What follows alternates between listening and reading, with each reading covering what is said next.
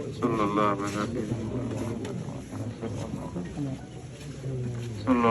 আলা সাইয়্যিদিনা ওয়া মাওলানা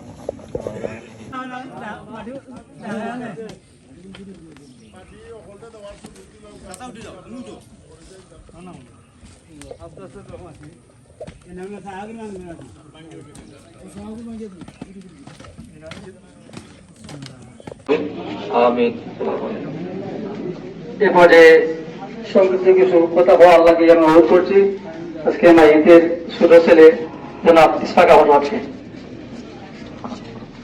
আসসালামু আলাইকুম। উপস্থিত সম্মানিত সকলকে আমার সালাম। আপনারা সফল আছেন, আপনারা গুজার।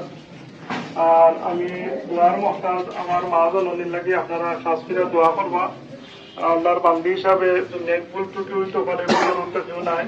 আল্লাহ দরবারে কোনো গুনাহ খাতা হইলে তখন আল্লাহর রাস্তে আল্লাহ মাফিরা দিতা। আর আপনারা করে যদি কোনো কষ্ট দিয়ে থাকুন আমার মহাজনীর পক্ষ থেকে আপনারা হতেন আমরা ক্ষমা চারাম। আর আমার মহাজনীর লাগি আপনারা শাস্তিরা দোয়া করবা। আল্লাহ সুবহানাহু ওয়া তাআলা তাইলে বেহেশতের আলা মুকাম জান্নাতুল ফেরদাউস নসিব ফরমাইতা। আর মহাজনীর আমরা সেরাবাই চাইলে মায়ার নজরে চাইলে একটা মকবুল হজর সব হাসিল করতাম। এই রহমতটা আমরা মাছ থেকে বিদায় নিছেন গিয়া।